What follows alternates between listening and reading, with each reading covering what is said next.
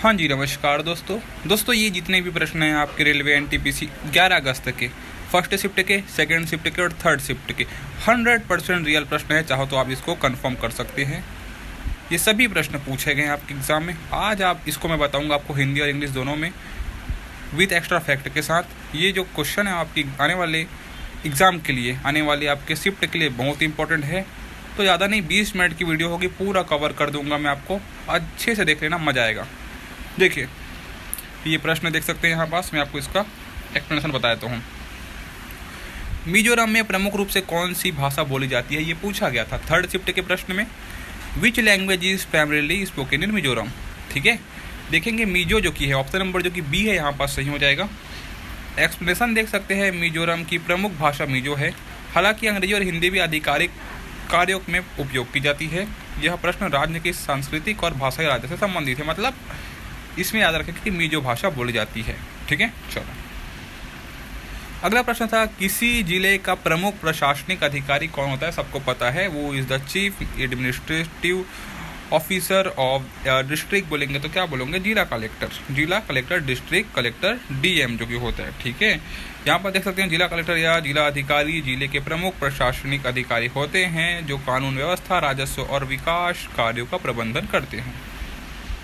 अगला प्रश्न ये देखिए, 2025 में खेलो इंडिया गेम्स कहाँ आयोजित हुआ था, पूछा गया था। Where were the Khelo India game held in 2025। याद रखेंगे कहाँ हुआ था, ये बिहार में हुआ था। ठीक है, यहाँ पर देख सकते हैं खेलो इंडिया जो कि गेम है 2025 में बिहार में आयोजित हुआ था। 4 से 15 मई तक बिहार के कई शहरों में ये गेम्स हुए थे। 4 से 15 मई ये आपके लिए इंपॉर्टेंट रहेगा। ठीक है, एक्स्ट्रा फैक्ट में याद रखेंगे, क्या पता पूछ लेगा। ये देख सकते हैं 44वें संविधान संशोधन 1978 का मुख्य उद्देश्य क्या था। What was the main purpose of the 44th constitutional amendment. ये पक्का आपके एग्जाम में पूछेगा, मैं पहले बताया था आपको। देखिए तो यहाँ पास मैं सीधा आंसर पे चलता हूँ। आपातकाल की शक्तियों को सीमित करना था, लिमिट इमरजेंसी पावर।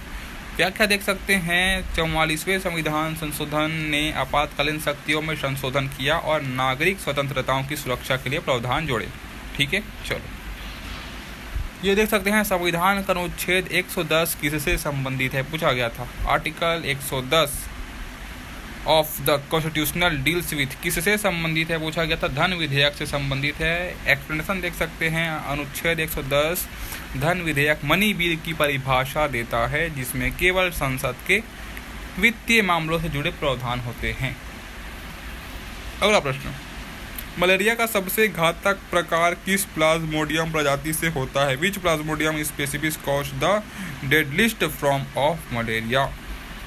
तो याद रखेंगे, यहाँ पर सीधा आंसर पे चलता हूँ। पी फैलसीपेरम मलेरिया का सबसे गंभीर और घातक पैदा करता है जो समय पर इलाज न करने से जानलेवा भी हो सकता है। ठीक है, चलो ये देख सकते हैं ग्लोबल जेंडर गैप इंडेक्स 2025 में भारत की रैंक क्या थी। What is the India rank in the global gender gap index 2025। 131 याद रखेंगे। एक्सप्लेनेशन देख सकते हैं यहाँ पास, 2024 में भारत की रैंक 129 थी जो 2025 में सुधार होकर 131 हो गई। यह लिंग समानता की प्रगति को दर्शाता है। तो बढ़िया है भाई, याद रखेंगे इस चीज़ को। अगला है, सलाल बांध कहाँ स्थित है। तो ये देखिए, where is the Salal dam located, पूछा गया। जम्मू कश्मीर में है। यहाँ पर सीधा आंसर दिखा देता हूँ मैं आपको।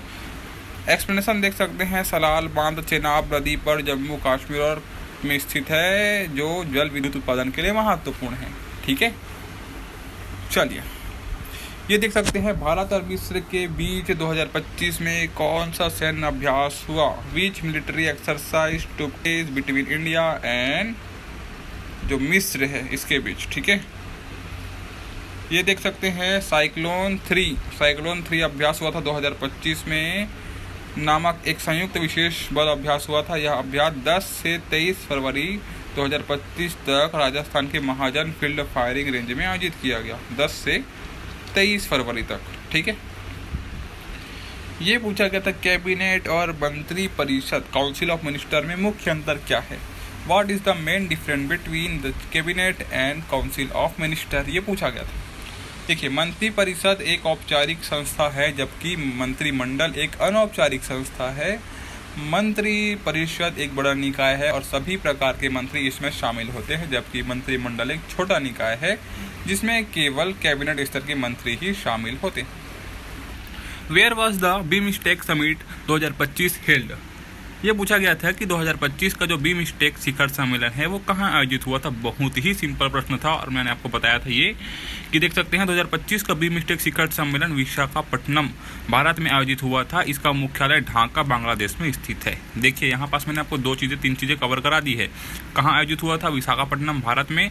इसका मुख्यालय कहाँ है? ढाका बांग्लादेश में है। ठीक है।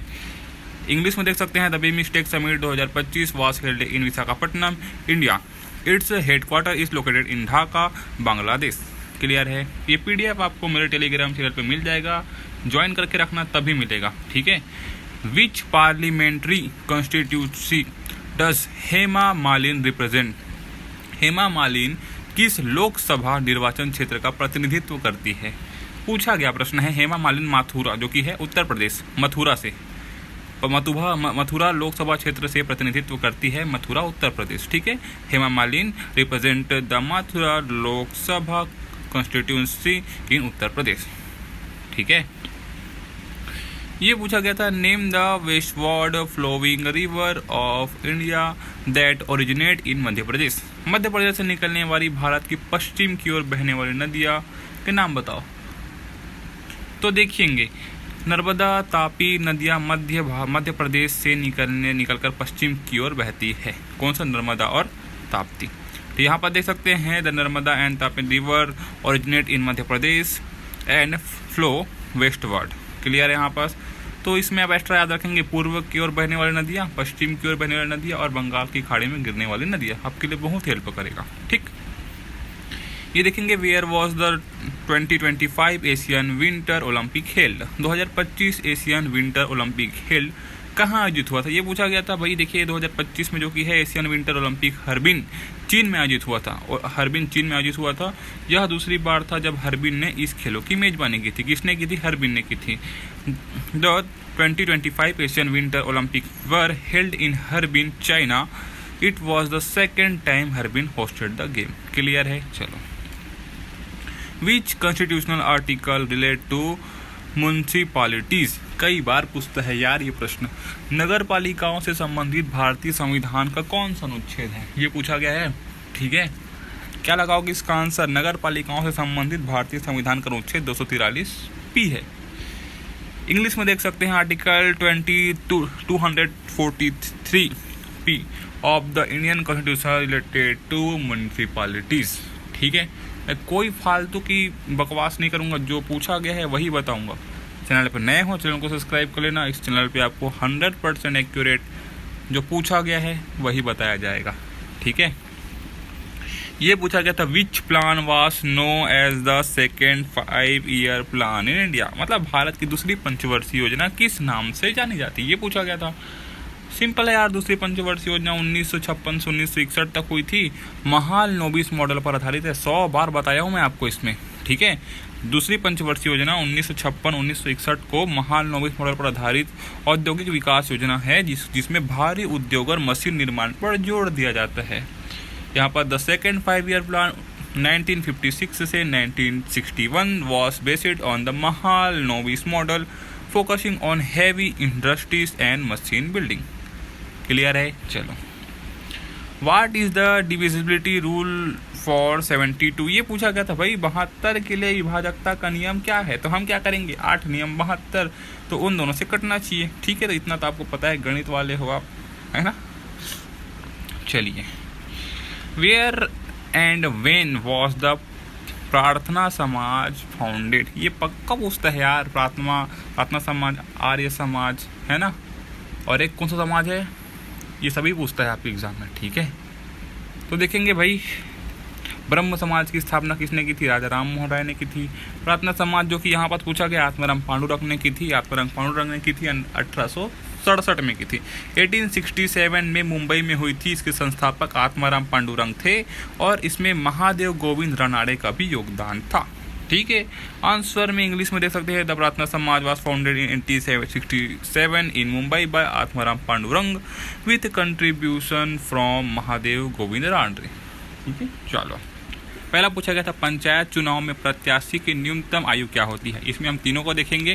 देखिए, पंचायत चुनाव में जब minimum age for a panchayat election candidate is पूछा गया है, जो मिनिमम एज रहेगा वो रहेगा आपका 21 वर्ष। ठीक है, 21 वर्ष रहेगा। भारत में पंचायत चुनाव लड़ने के लिए प्रत्याशी की न्यूनतम आयु जो कि 21 वर्ष तय की गई है।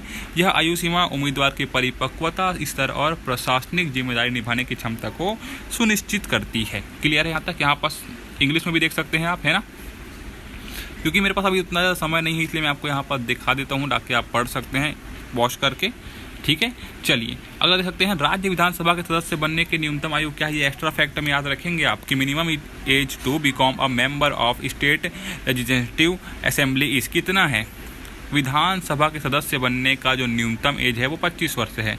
ठीक है, 25 वर्ष याद रखेंगे। विधानसभा के सदस्य के लिए न्यूनतम आयु 25 वर्ष है। यह आयु सीमा अधिक परिपक्वता और राजनीतिक अनुभव की आवश्यकता को दर्शाता है। ठीक है, यहाँ पर देख सकते हैं the minimum age to become a member of a state legislative assembly in India is 25 year. This requirement reflects the need for greater maturity and political understanding. Clear है यहाँ तक? चलो अब एक और इसमें याद रखेंगे कि राज्य विधान परिषद, अब विधान परिषद के सदस्य बनने के लिए जो न्यूनतम आयु रहेगी minimum age to become a member of the state legislative council क्या रखेंगे 30 वर्ष। मिनिमम एज रहेगी 30 वर्ष। पूरा मैं आपको क्लियर कर दिया हूँ, यहाँ पास तीनों चीज़ें रहेगा। एक्स्ट्रा फैक्ट में पूछेगा, याद रखेंगे। ठीक है, विधान परिषद में सदस्य के लिए न्यूनतम आयु 30 वर्ष है क्योंकि यह पद उच्च स्तर की नीतिगत समझ और प्रशासनिक अनुभव मांगता है। इंग्लिश में भी आप देख सकते हैं। क्लियर है? ये तीनों चीज़ें कवर कर दिया मैंने। पूछेगा तो पक्का बता देना। ये देखिए 2025 India citizen security mock drill operation अभ्यास कितने जिलों में आयोजित किया गया। ऑपरेशन अभ्यास की बात करेगा, how many districts was the 2025 India citizen security mock drill operation अभ्यास कंडक्टेड। टोटल 244 जिलों में टोटल 244 जिलों में यहाँ पर देख सकते हैं आप आयोजित किया गया था 244 डिस्ट्रिक्ट में। यह मॉक ड्रिल देश में सुरक्षा और आपदा प्रबंधन की तैयारी को परखने के लिए आयोजित की जाती है, जिसमें 244 जिलों में विभिन्न एजेंसियों ने भाग लिया। इंग्लिश में भी देख सकते हैं this mock drill was conducted to test the preparedness for national security and disaster management involving agency across 244 districts. Clear है? भारत में सबसे बड़े कोयले भंडार वाला राज्य कौन सा है, ये पूछा गया था आपके एग्जाम में। Which state has the largest coal reserves in India. कौन सबसे ज़्यादा कोल रिजर्व करता है, बोलता है, याद रखेंगे झारखंड। झारखंड याद रखेंगे। भारत में कुल कोयला भंडार का लगभग 26% झारखंड में है, जो देश की ऊर्जा सुरक्षा के लिए महत्वपूर्ण है। ठीक है, इंग्लिश में देख सकते हैं Jharkhand hold about 26% of India total coals reserves making it vital for the country energy security. ये देखेंगे 2023-24 में कोयला उत्पादन में अग्रणी राज्य कौन सा है, पूछा गया था। Which state lead in coal production in 23-24। याद रखेंगे छत्तीसगढ़ जो कि है। छत्तीसगढ़ में कोयला उत्पादन के लिए बेहतर खनन अवसंरचना और औद्योगिक गतिविधियां हैं, जिसके कारण यह उत्पादन में शीर्ष पर है। ये देख सकते हैं आप। ठीक है, Chhattisgarh lead in coal production due to its advanced mining infrastructure and strong industrial activity. ठीक है दोस्तों, अपने चैनल को सब्सक्राइब कर लेना। इस चैनल में आपको पूरा एनालिसिस कराऊंगा हिंदी और इंग्लिश दोनों में। पीडीएफ जो कि है टेलीग्राम चैनल पे मिल जाएगा आपको। टेलीग्राम चैनल का लिंक डिस्क्रिप्शन में मिल जाएगा, जाकर ज्वाइन कर सकते हैं। एक साथ सभी शिफ्ट का मैं डाल दूंगा। 2025 में खेलो इंडिया यूथ गेम्स की मेजबानी किस राज्य ने की, पूछा गया था। Which state hosted the Khelo India youth game 2025। याद रखेंगे बिहार। क्या याद रखेंगे? बिहार। खेलो इंडिया यूथ गेम 2025 का आयोजन बिहार में हुआ, जो देश में खेलों के विकेंद्रीकरण और नई प्रतिभाओं को अवसर देने का प्रतीक है। Bihar hosted the Khelo India youth games 2025 symbolizing the decentralisation of sport and opportunity for emerging talent. ठीक है, ये पूछा गया था भारत नेपाल सीमा की लंबाई कितनी है और कितने राज्यों से लगती है। एक्स्ट्रा फैक्ट में याद भी रखेंगे। What is the length of the India Nepal border and how many state share it. याद रखेंगे 1751 किलोमीटर और 5 राज्य को क्या करती है, सीमा शेयर करती है। ठीक है, 1751 किलोमीटर। देख सकते हैं व्याख्या, अच्छे से याद रखेंगे, गलत नहीं करना भैया। भारत नेपाल सीमा की लंबाई 1751 किलोमीटर है और यह उत्तर प्रदेश, झारखंड, बिहार, सिक्किम और पश्चिम बंगाल से लगती है। The India Nepal border is 7051 kilometre long and run through 5 state Uttar Pradesh, Uttarakhand, Bihar, Sikkim and West Bengal. Clear है। ये पूछा गया था भारतीय संविधान में केंद्र और राज्यों के शक्तियों का विभाजन किन भागों में वर्णित है? In which part of the Indian constitution is division of power between the centre and state descripted? पूछा गया था डिस्क्राइब्ड। पूछा गया था क्या रखेंगे? भाग 11 में स्थित है, भाग 11 और 12 में, पार्ट 11 एंड 12 में ये बात वर्णित है। ठीक है, यहाँ पास व्याख्या देख सकते हैं। भाग 11 में विधायी और कार्यपालिका शक्तियों का विभाजन है, जबकि भाग 12 में वित्तीय संबंधों का विवरण है। ठीक है, part 11 coverage legislative and executive power, while part 12 outline financial relation between the centre and the state. English में भी अच्छे से याद रखेगा ताकि आपको क्या है, इंग्लिश हिंदी दोनों में समझ आए। भारतीय संविधान में सेकुलर शब्द किस संविधान संशोधन द्वारा जोड़ा गया था? पूछा गया था which amendment added the term secular to the Indian constitution? याद रखेंगे 42वां संविधान संशोधन 1976 में हुआ था। इसी को मिनी संविधान संशोधन भी कहते हैं। याद में रखेंगे, 50 बार बता चुका हूँ इस चीज़ें को मैं। व्याख्या देख सकते हैं 1976 में आपातकाल के दौरान 42वें संविधान संशोधन में सेकुलर शब्द जो सभी धर्मों के प्रति समान व्यवहार की गारंटी देता है। The term secular was added to the preamble by the 42 amendment in 1976 ensuring equal treatment for all religion। पूछा गया था the full form of the Uday scheme यानी कि UDAY योजना का फुल फॉर्म पूछा गया था। ठीक है, याद रखेंगे, मैं हिंदी और इंग्लिश दोनों में बताऊंगा, आपको PDF मेरे टेलीग्राम चैनल पे मिल जाएगा। ठीक है, तो यहाँ पर देख सकते हैं ये चीज़ें ऑप्शन में लगा सकते हैं। क्या लगाएंगे इसका ऑप्शन? यहाँ पर देख सकते हैं उज्ज्वल डिस्कम अश्योरेंस योजना, ये जो कि था इसका फुल फॉर्म। ठीक है, यहाँ पास मैं आपको एक्सप्लेन कर देता हूँ कि उदय जो कि योजना है वर्ष 2015 में शुरू की गई थी, जिसका उद्देश्य बिजली वितरण कंपनियों की वित्तीय और परिचालन स्थिति को सुधारना था ताकि बिजली की हानि कम हो सके और ऊर्जा क्षेत्र में सुधार हो। ये था आपका जो कि उदय योजना था। ठीक है ना, देखिए यहाँ पास इंग्लिश में भी एक्सप्लेनेशन देख सकते हैं आप, लेकिन वीडियो ज़्यादा लंबी हो जाएगी इसलिए मैं आपको यहाँ पास बता नहीं रहा हूँ। अब वीडियो को पॉज करके भी इसको पढ़ सकते हैं आप इंग्लिश वाले हो गए तो। ठीक है, चलिए, ये प्रश्न पूछा गया था in which year was the Uday scheme. ये मतलब इसका एक्स्ट्रा फैक्ट है ना, ये मैं आप एक्स्ट्रा फैक्ट में करा रहा हूँ इसको। तो ये योजना जो कि है 2015 में शुरू हुआ था, अभी मैंने बताया था आपको, जो कि यहाँ पर देख सकते हैं। ठीक है, ये अगला प्रश्न पूछा गया था आर्टिकल 243S, ये जो कि है article 243S of the Indian constitution deal with, किससे संबंधित है? पूछा गया था भारतीय संविधान का अनुच्छेद 243S किससे संबंधित है? ये पूछा गया था। क्या याद रखोगे यहाँ पास, जो कि है आपका ward committee in urban local bodies, है ना। एक्सप्लेनेशन देख सकते हैं आप कि अनुच्छेद 243S नगर निकायों में वार्ड समितियों के गठन और संरचना से संबंधित है। किससे संबंधित है? वार्ड समितियों के गठन और संरचना से संबंधित है, खासकर उन शहरी क्षेत्रों में जिनकी जनसंख्या 3 लाख से अधिक है। ठीक है, यहाँ पास आप देख सकते हैं article 243S pertain to the formation and structure of ward committee in urban local bodies with population extending, कितना बोलेंगे हम? 3 लाख। ठीक है, 3 लाख से जो ज़्यादा है। अगला प्रश्न है the quite India movement was launched on. ये पूछा गया था कि भारत छोड़ो आंदोलन जो कि है कब शुरू किया गया। ठीक है, इसका एक्स्ट्रा फैक्ट भी बता देता हूँ मैं आपको। देखिए, ये शुरू किया गया था आपका 8 अगस्त 1942 को शुरू किया गया था। यह आंदोलन मुंबई में अखिल भारतीय कांग्रेस समिति द्वारा महात्मा गांधी के नेतृत्व में ब्रिटिश शासक को समाप्त करने के लिए शुरू किया गया था। देखिए, ये आप इंग्लिश में देख सकते हैं।